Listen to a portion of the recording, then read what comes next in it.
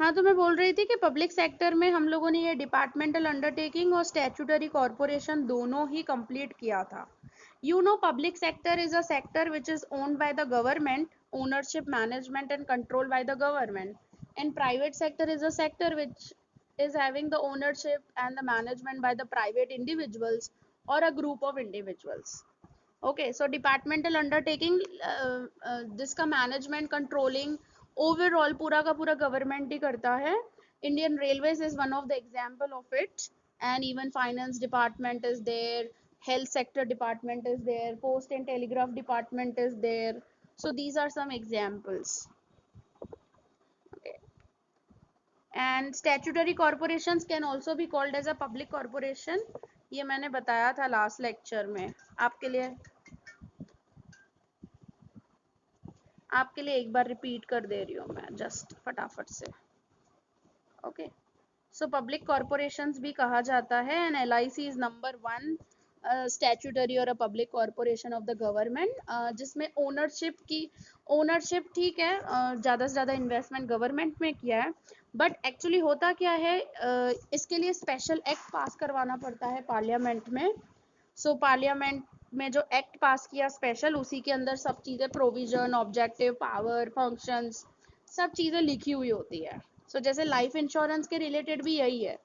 मतलब अगर central government का है तो लेजिस्लेटिव असेंबली, अपना सॉरी, लोकसभा पार्लियामेंट में होगा इसका स्पेशल एक्ट का पासिंग. और अगर स्टेट गवर्नमेंट का वो है तो उसका लेजिस्लेटिव असेंबली में होगा. ठीक है. सो ये स्पेशल एक्ट के हिसाब से ही चलता है. भले बोला जाता है गवर्नमेंट ने थोड़ा बहुत इधर फ्रीडम दिया हुआ है, लेकिन होता नहीं है. यू नो कि गवर्नमेंट थोड़ा बहुत ओनरशिप आएगा तो इंटरफेरेंस तो होगा ही होगा गवर्नमेंट का. ठीक है. सो ये आप डिटेलिंग, आप वीडियो एक बार देखना शिवानी. अदरवाइज फिर है ना मेरे से, यहाँ तो फिर मैं आपको समझा दूंगी कुछ भी आपको डाउट वगैरह होता है तो. ठीक है. चलो नेक्स्ट आ जाता है हमारा government company. Like other company, this is also like that, because this government company is established as per the Companies Act 2013. Means जो कंपनीज एक्ट के प्रोविजंस है, कंपनीज एक्ट में जो एस्टेब्लिशमेंट प्रोसीजर्स है, उसी के हिसाब से इसको एस्टेब्लिश होना पड़ता है. और गवर्नमेंट कंपनी उसको हम कहते हैं जिसमें गवर्नमेंट की कम से कम 51% शेयर होल्डिंग होती है. शेयर कैपिटल गवर्नमेंट, इधर by central government or a state government or by jointly by both actually. So दोनों कर सकते हैं, दोनों करना चाहे स्टेट सेंट्रल तो दोनों का भी पॉसिबल है. बट इसका जो भी पूरा प्रोसीजर होगा या जो भी रूल्स होंगे वो पूरा का पूरा कंपनीज एक्ट के अकॉर्डिंग ही होगा. राइट. एंड देखो मेजॉरिटी जो शेयर होल्डिंग है वो गवर्नमेंट की है. तो ऐसा बोला जाता है कि ठीक है यहाँ पे एज पर कंपनीज एक्ट चलता है, लेकिन आपको पता है कि हर चीज भाई चलो ठीक है, वो तो चलो कंपनीज एक्ट को फॉलो करे ही करे. बट गवर्नमेंट 51% की शेयर होल्डिंग है, उसने कैपिटल इन्वेस्टमेंट किया है, तो डिसीजन, मेजर डिसीजन पावर किसके पास है? गवर्नमेंट के पास है. तो इस वजह से आई थिंक सो थोड़ा बहुत पॉलिटिकल इंटरफेरेंस और ऐसी सब चीजें यहाँ पर भी होती है, क्योंकि गवर्नमेंट जहाँ होगी वहाँ पे रेड टेपिज्म और करप्शन, पॉलिटिकल इंटरफेरेंस, ऐसी सब चीजें होंगी. कुछ भी बोलो, इधर वो डिपार्टमेंटल अंडरटेकिंग हो या पब्लिक कॉर्पोरेशन हो या फिर गवर्नमेंट कंपनी हो. सो यहाँ पे भले बोला जाता है these are establish for the purely business purposes and in a true spirit compete with the companies in a private sector. होता है, yes, government companies are also in compete with the competition with the private sector companies, but तो भी थोड़ा बहुत यहाँ पर चलता है गवर्नमेंट का. जो शेयर्स ऑफ कंपनी परचेज किए जाते हैं वो प्रेसिडेंट ऑफ इंडिया के नाम से परचेज किए जाते हैं. और देखो फॉर एग्जांपल मिनिमम 50% बोला है यहाँ पे, तो अगर गवर्नमेंट ने 60% शेयर होल्डिंग है, भाई उसका शेयर कैपिटल का इन्वेस्टमेंट 60% किया, तो आप लोग सोचोगे कि बाकी का 40% कौन करेगा? तो बाकी का 40% जो है वो जनरल पब्लिक के थ्रू रेस किया जा सकता है पैसा।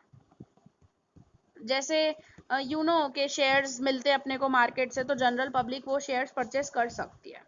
सो अभी 70% इन्वेस्ट करे, 60% करे, 65% करे, 90% करे, 99 करे जाके, सो वो कितना भी हो सकता है गवर्नमेंट कंपनी, बट 51%, एटलीस्ट 51% होना चाहिए। सो यहाँ पे कुछ नाम दिए, Hindustan insecticides limited, state trading corporation of India, Hindustan cables limited, तो ये कुछ कंपनीज है। और गवर्नमेंट कंपनी को भी रजिस्टर करवाना पड़ता है स्टॉक मार्केट में, ईदर ऑन बीएससी और एनएससी, ठीक है। और जो भी पूरा प्रोसीजर चलता है वो कंपनीज एक्ट, क्योंकि कंपनीज एक्ट में जो एओए एमओए, मतलब हम लोगों ने पढ़ा था ना सेकंड चैप्टर में, memorandum of association, articles of association, prospectus, certificate of incorporation, certificate of commencement of the business, ये सब चीजें, इवन डायरेक्टर के ड्यूटीज क्या होंगे, राइट्स क्या होंगे, एनुअल जनरल मीटिंग कहाँ पे रखी जाएगी, कैसे रखी जाएगी, तो everything everything must be as per the companies act, and even accounts and auditing also must be done as per the Companies Act 2013. Okay, so यहाँ पे इसके ही फीचर्स है और मेरिट्स डीमेरिट्स भी है। सो सबसे पहले हम लोग फीचर्स पढ़ते हैं गवर्नमेंट कंपनी के। सी क्या लिखा है सबसे पहले, it is created under the companies act 2013 और any previous company law. Previous company law था 1956, लेकिन अभी जो चल रहा है वो 2013 वाला कंपनीज एक्ट चल रहा है, क्योंकि उसी के अंदर सब चेंजेस वगैरह किए हुए हैं। फिर it can sue and can be sued by the court of the law. अभी देखो, ये कंपनी बंद करने के लिए कोर्ट बोल सकती है, अगर कुछ भी गवर्नमेंट कंपनी ऐसा वैसा करेगी तो कोर्ट स्यू कर सकती है उसको। वैसे पब्लिक कॉरपोरेशन में और डिपार्टमेंटल अंडरटेकिंग में इतना ज़्यादा कुछ नहीं होता था, बट गवर्नमेंट कंपनी रिलेटेड हो सकता है, क्योंकि प्राइवेट सेक्टर में भी जो जॉइंट स्टॉक कंपनीज होती है तो उनमें भी ये सब चीज़ें होती है, तो गवर्नमेंट कंपनी में भी लागू होगी ये वाली चीज़। Then it can enter into a contract and can acquire property in its own name. तो किसी के साथ भी कॉन्ट्रैक्ट कर सकती है अपने नाम पे, चाहे तो जो कंपनी का नाम होगा उस नाम से। Management is regulated by the provision of Companies Act, so the whole management is done as per the Companies Act provisions. Okay. फिर क्या लिखा है, Employees are recruited and appointed as per the rules and regulations. आ गया ना, देखो MOA और AOA में जो चीजें लिखी होगी, जिस रूल्स रेगुलेशंस जो चीजें लिखी होगी उसके हिसाब से ही एम्प्लॉयज का रिक्रूटमेंट होगा।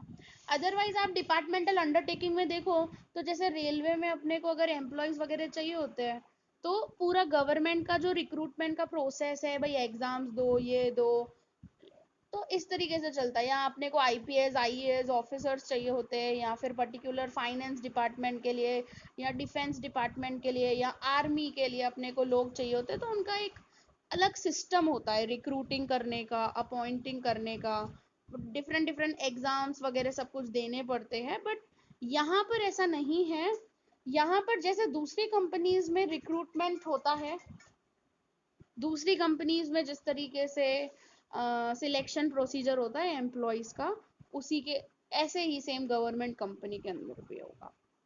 ठीक है, समझ आ रही है एवरीवन? कुछ भी कोई भी पॉइंट में डाउट हो तो रुका देना हाँ मेरे को। देखो नेक्स्ट क्या है, it is exempted from the accounting and auditing rules and procedures. An auditor appointed by the government presents its in report in the parliament. देखो यहाँ पे क्या बोला है, जो गवर्नमेंट के ऑडिटिंग अकाउंटिंग के रूल्स है ना, वो फॉलो नहीं होंगे। यहाँ पे फॉलो किए जाते हैं ऑडिटिंग अकाउंटिंग के रूल्स जो कंपनीज एक्ट में लिखे हुए हैं, और वो गवर्नमेंट कंपनी को पार्लियामेंट में रिपोर्ट शो करनी होती है ऑडिटर की। और इवन गवर्नमेंट जो ऑडिटर अपॉइंट कर रहा है उसके बारे में भी पार्लियामेंट में इन्फॉर्म करना पड़ता है, भाई इस गवर्नमेंट कंपनी का ऑडिटर ये अपॉइंट किया जा रहा है।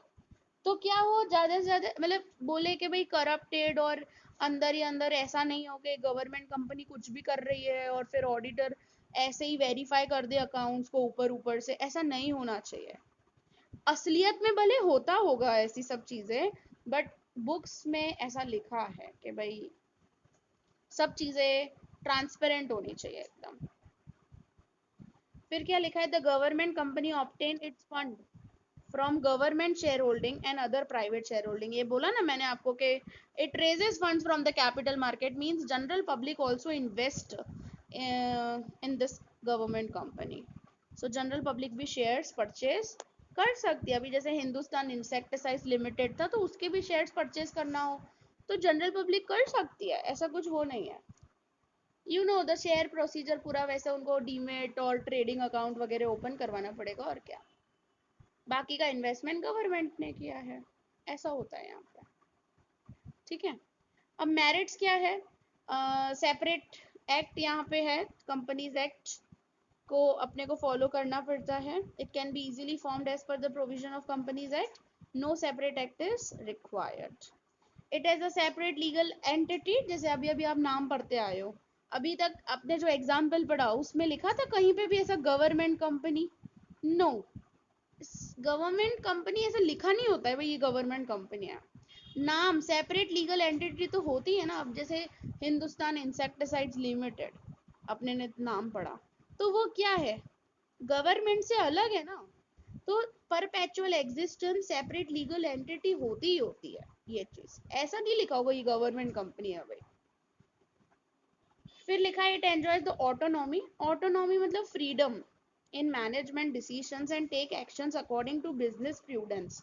भाई जो बिजनेस पे लागू हो सके और बिजनेस के लिए अच्छा हो, ऐसे ही डिसीजंस और एक्शंस लिए जाते हैं। But you know the whole board of directors, जो भी बोर्ड ऑफ डायरेक्टर्स होंगे, वो सारे बोर्ड ऑफ डायरेक्टर्स जो डिसीजन लेंगे वो एनुअल जनरल मीटिंग में लेंगे, और एनुअल जनरल मीटिंग में वोटिंग के थ्रू डिसीजंस होते हैं। अब वोटिंग के थ्रू जो डिसीजंस होंगे तो 51% से ज्यादा शेयर होल्डिंग अगर गवर्नमेंट की है, तो गवर्नमेंट के पास पावर है ना डिसीजन लेने का थ्रू वोटिंग पावर। तो मतलब अल्टीमेटली हुआ क्या, यहाँ पे तो भले बोल रहे हैं कि मैनेजमेंट डिसीजन में ऑटोनॉमी है, लेकिन क्या आपको लगता है ऐसा असलियत में होगा? बताओ, क्या सही तरीके से ले सकेंगे? नहीं, सिंपल सी बात है, गवर्नमेंट है और गवर्नमेंट अपने फेवर के हिसाब से वो करेगी करेगी कुछ ना कुछ। फिर लिखा है it is able to control the market by providing goods and service at the reasonable price and curb the unhealthy business practice. हाँ, ये हो सकता है, ये मैं मान सकती हूँ कि जैसे इंसेक्टिसाइड्स, अभी जैसे हिंदुस्तान इंसेक्टिसाइड्स लिमिटेड है, तो उसका काम क्या होगा, फार्मर्स को इंसेक्टिसाइड्स प्रोवाइड करवाना, तो गवर्नमेंट कर रही है, तो मे भी ऐसा हो सकता है कि सब्सिडाइज रेट्स पर दे या ज्यादा से ज्यादा लो रेट्स पर दे, ये चीज हो सकती है, मैं मानती हूँ। Compare to the private sector, public sector में ये गवर्नमेंट कंपनी ऐसा हो सकता है, so this can be advantage. Okay, अब इसके हम लोग डीमेरिट्स देख लेते हैं। अब डीमेरिट्स में क्या लिखा है, in reality the provisions of companies act does not have much relevance as in some government companies government is only the shareholder। सिर्फ काफी कंपनीज में तो खाली गवर्नमेंट ही होती है, सो कंपनीज एक्ट क्या काम का, गवर्नमेंट खुद ही डिसीजंस ले लेगी सारा, तो ये आ गई ना बात। फिर it awaits the constitutional responsibility which a company financed by the government should have as it is not directly answerable to the parliament, because parliament में आंसर किसको देना है भाई, उधर भी तो गवर्नमेंट ही होती है। बीजेपी है, अपना ही चलाएगी सब कुछ, क्या कुछ नहीं, कोई डर वर नहीं होता इन लोगों को। फिर government being the sole share holder in the management and administration rest in the hands of the government and the main purpose of government company registered like other companies defeated. So बातचीत खाली ऐसे होती है, हाँ भाई benefits या autonomy और ऐसी सब चीजें, सब गवर्नमेंट के हाथ में होता है भाई, सब चीजें मैनेजमेंट डिसीजन। तो ये गवर्नमेंट कंपनीज मुझे बताओ आगे क्यों नहीं आ पाती है, this is only the reason because government shareholder है, और जहां पर गवर्नमेंट शेयर होल्डर होगी वहां पे सही डिसीजन, सही मैनेजमेंट, एफिशिएंसी कहाँ से आ सकती है, करप्शन ही आएगा वहां पे, और कुछ नहीं आएगा, राइट? सही बात है ना? हाँ भूमि, ऐसा ही होता है कि नहीं? हाँ हाँ आ गया। तो कौन निकला? भूमि कहाँ गई भूमि?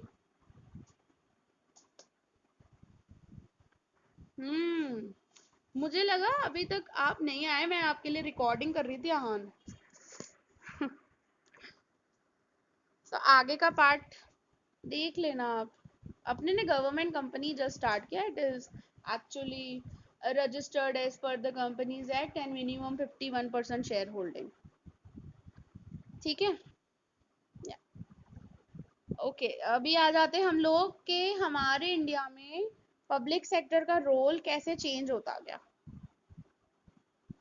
एज यू नो, आप लोगों को पता है, मैंने आपको बीच में एक स्टोरी बताई थी, अगर आपको याद हो तो, कि इंडिया जैसे इंडिपेंडेंट हुआ था, इंडिया ने मिक्स्ड इकोनॉमी अडॉप्ट किया था। Jawaharlal Nehru was the first prime minister और वो कंफ्यूज थे कि हमारे इंडिया में कौन सी इकोनॉमी ले आनी चाहिए, कैपिटलिस्ट, सोशलिस्ट, क्या।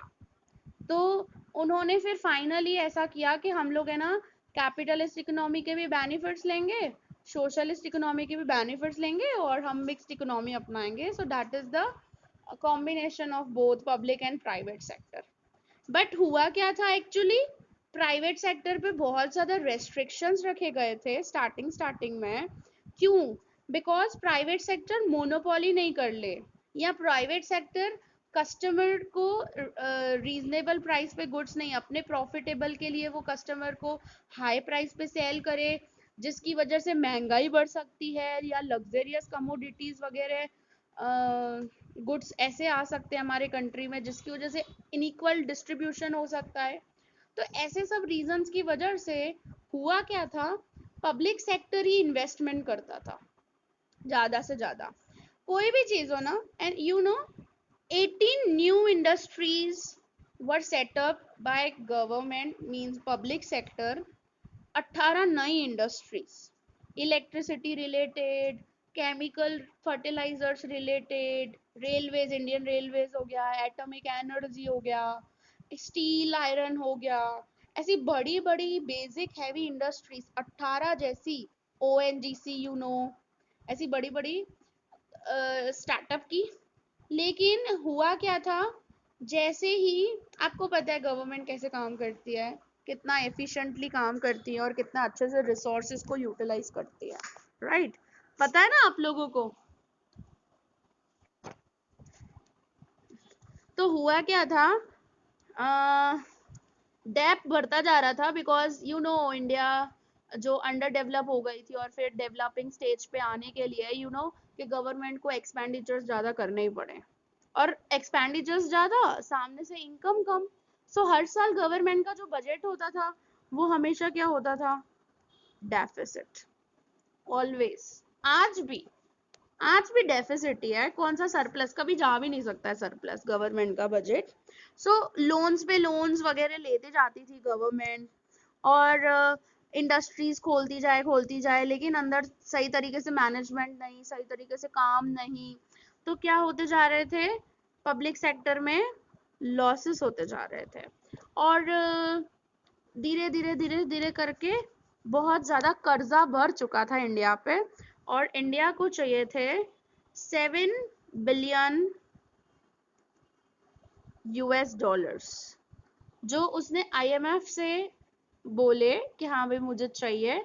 सो आईएमएफ ने कंडीशन रखा था सामने कि इंडिया को अपने इकोनॉमिक पॉलिसीज को क्या करना पड़ेगा, चेंज करना पड़ेगा। और उस वक्त जो फाइनेंशियल मिनिस्टर थे वो डॉक्टर मनमोहन सिंह थे। तो उन्होंने इतना बेस्ट पॉलिसी हम लोगों को दिया, जिस पॉलिसी का नाम है LPG, या हम बोल सकते हैं new economic reforms, that is liberalisation, privatisation and globalisation. Okay, so कुछ ये इश्यूज हो गए थे और धीरे धीरे करके आफ्टर 1991, राइट, आफ्टर 1991 हुआ क्या, LPG आ गया, लिबरलाइजेशन, प्राइवेटाइजेशन एंड ग्लोबलाइजेशन को प्रमोट किया। लिबरलाइज मींस जो भी प्राइवेट सेक्टर पे लाइसेंस एंड ऑल ऐसे सब रेस्ट्रिक्शंस या फॉरेन ट्रेडिंग इतना ज़्यादा नहीं किया जाता था, इम्पोर्टिंग्स पे रेस्ट्रिक्शन होते थे, इम्पोर्ट ड्यूटीज बहुत ज़्यादा थी, और प्राइवेट सेक्टर को आगे बढ़ने के लिए मौका अपॉर्चुनिटी नहीं दी जाती थी। तो 1991 के बाद यू नो कि सारी पॉलिसीज को लिबरलाइज करते गए धीरे धीरे ईयर बाय ईयर, और इवन गवर्नमेंट ने जो loss making public sector units थे, पीएसयूज थे, उनको धीरे धीरे धीरे धीरे करके वो प्राइवेटाइज करती गई, मतलब डिसइन्वेस्टमेंट किया। और even foreign direct investment, foreign investments को बढ़ाया, इवन फॉरेन इन्वेस्टर्स को अलाउ किया इंडियन शेयर मार्केट में इन्वेस्टमेंट करने के लिए। तो ऐसी सब चीज़ें धीरे धीरे डेवलप हुई, और पब्लिक सेक्टर का रोल धीरे धीरे कम होता गया, और प्राइवेट सेक्टर का रोल धीरे धीरे बढ़ता चला गया आफ्टर 1991। और आज आप लोग जो भी सब चीज़ें एंजॉय कर रहे हो, इतनी सारी फॉरेन ब्रांड्स के गुड्स एंड सर्विसेज आप यूज कर रहे हो, so this is only possible because of the globalisation and liberalisation. अगर ये पॉलिसीज नहीं होती ना, तो आज आप ये सब चीज़ें एंजॉय नहीं कर पाते।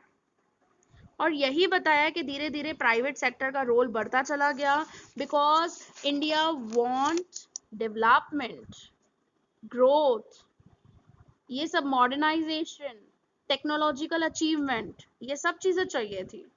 और इसी वजह से 1991 के बाद एलपीजी को इंट्रोड्यूस किया गया था। ओके, सो यहाँ पर आपके बुक में भी वही बताया है, changing role of public sector. Okay, तो मैं पढ़ती हूँ, आपको दो रोल बताया पब्लिक सेक्टर बिफोर 1991 और इवन आफ्टर 1991। सी, हाँ, सिंस 1991 क्या था? अच्छा, ओके, 1991 से क्या हुआ ऐसा बताया है आपको, मतलब आफ्टर 1991, यही सब चीज़ है। ओके, चलो, so changing role of public sector धीरे हम लोग पढ़ते हैं, आप थोड़ा सा डेप्थ में पढ़ेंगे अभी। मैंने आपको बेसिक कहानी तो बताई इसकी, ठीक है? चलो, so public sector in India was created to achieve two types of objectives. सबसे पहले ऑब्जेक्टिव था economic growth and equitable distribution of income and wealth. ये तो कभी पॉसिबल ही नहीं होगा, इक्विटेबल डिस्ट्रीब्यूशन। इकोनॉमिक ग्रोथ हुआ था, आपको पता है इकोनॉमिक ग्रोथ जब कंट्री आजाद हुई ना, तो कितना ग्रोथ था? Only 2.5, only. और फिर धीरे धीरे 3.5 और ऐसे हो रहा था, बट अच्छे से नहीं हो पा रहा था। और इसी वजह से 1991 के बाद द इकोनॉमिक ग्रोथ वाज 6%, इतना अच्छे से इंक्रीज हो गया था। इंडस्ट्रियल ग्रोथ बहुत अच्छे से हुई थी 1991 के बाद। ओके, सो यहाँ पे हम लोग पढ़ेंगे धीरे धीरे एक एक करके। Role of public sector before 1991, 1991 से पहले क्या था? सो गवर्नमेंट ने इंफ्रास्ट्रक्चर डेवलप किया। So at the time of independence, India suffered from the acute shortage of heavy industries such as engineering, iron, steel, oil refineries, heavy machines, etc.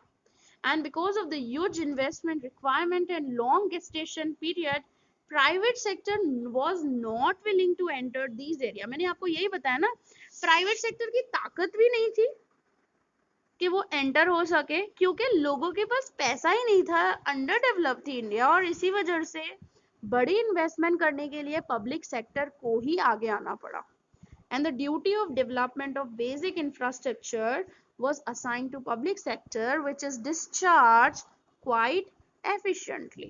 Okay, और धीरे धीरे उनसे ये सब चीजें हटती गई है, एफिशिएंटली काम तो हम सोच भी नहीं सकते हैं। एंड फिर बताया है रीजनल बैलेंस, रीजनल बैलेंस है ना, सिर्फ इधर बुक में लिखा है। So government is responsible for developing all regions in a balance way and remove the regional disparity.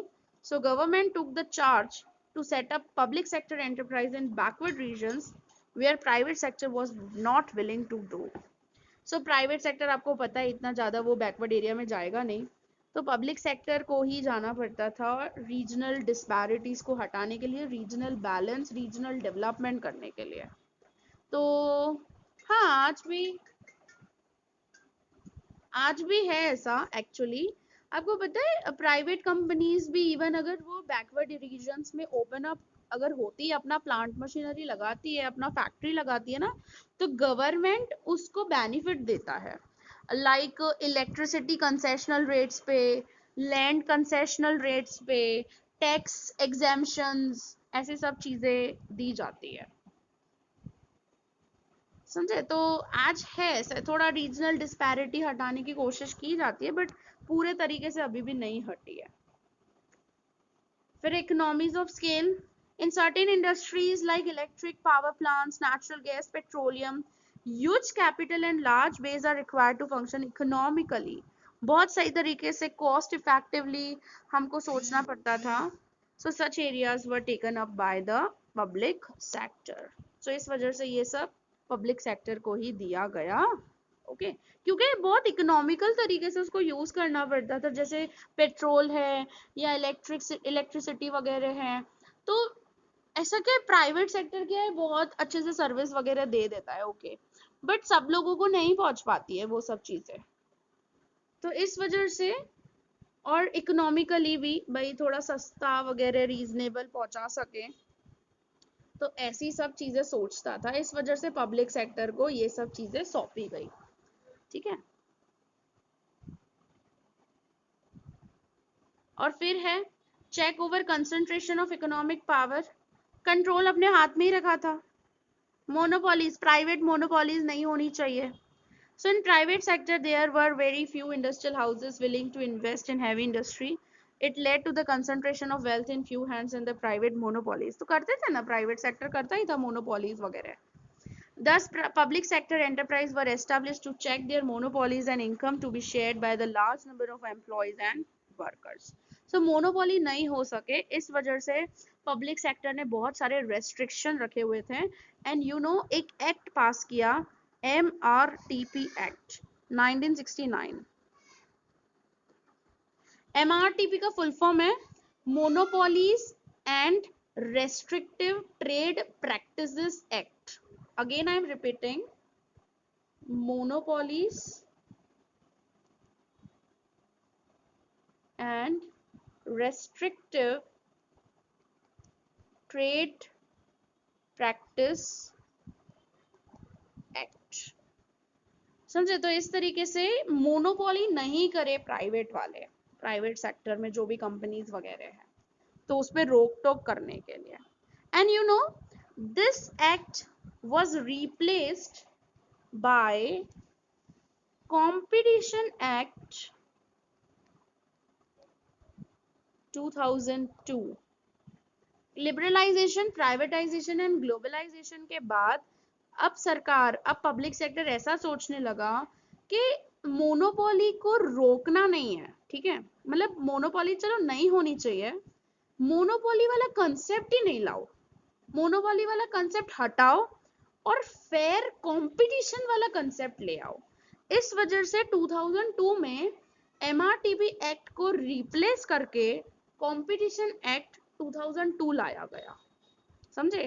ताकि कंपनीज के बीच में फेयर कंपटीशन हो सके, और कंपटीशन होगा तो सीधी सी बात है, यू नो के मोनोपोली वाला तो होगा ही नहीं सिस्टम। आज आपको पता है, आप कोई भी प्रोडक्ट लॉन्च करोगे ना, विद इन अ वीक आपका same to same product market में आ जाएगा, कॉपी पेस्ट प्रोडक्ट।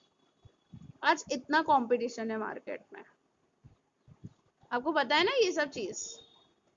आप कोई दुकान खोलोगे ना, आपके बाजू वाली दुकान फट करके खुल जाएगी, सेम टू सेम चीज बेचेगी वो। सो इतना कट थ्रोट कंपटीशन है आजकल के टाइम पर। ओके, समझ आ रहा है हर किसी को? एवरीवन? यस, सबको? भूमिका आ गई ना? कहाँ चले गए थे आप? Net issue? अच्छा, ओके, चलो। सो अब लास्ट पॉइंट आ जाती है इंपोर्ट सब्स्टिट्यूशन। इंपोर्ट सब्स्टिट्यूशन का मैं सिंपल एक लैंग्वेज में आपको बताऊं तो अभी नरेंद्र मोदी जी ने लास्ट ईयर ही कहा था आत्मनिर्भर भारत, राइट? सुना है सबने, आत्मनिर्भर भारत। बस that is the concept of import substitution. Import को सब्स्टिट्यूट करो डोमेस्टिक प्रोडक्ट्स के साथ। ये बात थी कि बाहर से इंपोर्ट्स करना है तो रॉ मटेरियल करो, टेक्नोलॉजी करो, मशीन करो, लेकिन उसका प्रोडक्शन हमारे देश में होना चाहिए ताकि हमारे देश की जीडीपी बढ़े। समझे? तो ये कंसेप्ट था, बट ये कंसेप्ट आपको लगता है ऐसा फुलफिल? आप सोचो उस टाइम पर बिफोर 1991 ये इंपोर्ट सब्स्टिट्यूशन वाला कंसेप्ट ले आए थे, तो नरेंद्र मोदी जी 2020 में भी 2020 में भी आत्मनिर्भर भारत के बारे में ही बोल रहे हैं, मेक इन इंडिया ही बोल रहे हैं। मतलब कैसे कंसेप्ट पूरा कंप्लीट हुआ हो। सो सक्सेसफुल नहीं गया था। So public enterprise were also engaged in production of capital equipments which were earlier imported from other countries. At the same time, public sector companies like STC and MMTC have played an important role in expanding exports of the country. हाँ ठीक है, थोड़ा बहुत, but इतना ज़्यादा नहीं था। और मैं आपको बता दूं import substitution सक्सेसफुल नहीं था। इन शॉर्ट भाई आप आगे चलकर भी पढ़ोगे ना बैचलर्स में या मास्टर्स वगैरह में, आपको क्या करेंगे बताऊं, import substitution बताएंगे कि क्या होता है, और फिर लास्ट में यही बोलेंगे कि सक्सेसफुल नहीं था। पर आपके सामने है, अगर वो सक्सेसफुल होता तो आज हमारा इंडिया आत्मनिर्भर होता ना।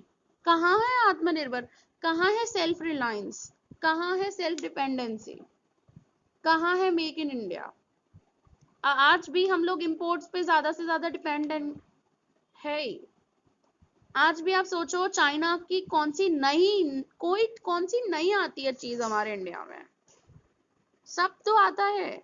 आज हमारे हाथ में फोन्स भी तो चाइना से ही है। सबके हाथ में जो फोन्स है, आईफोन को छोड़ के, आई थिंक सो आपके पास तो, किसके पास आईफोन है? वो भी है तो बाहर का ही actually.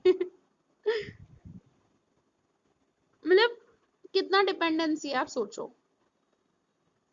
So very important role was assigned to public sector, but its performance was far away from satisfactory level, and which forced government to do rethinking on their policy. And we are very helpful, we are very, actually हम ऐसा बोल सकते, we are very thankful to Dr. Manmohan Singh for providing such a amazing policy, LPG, New Economic Reforms।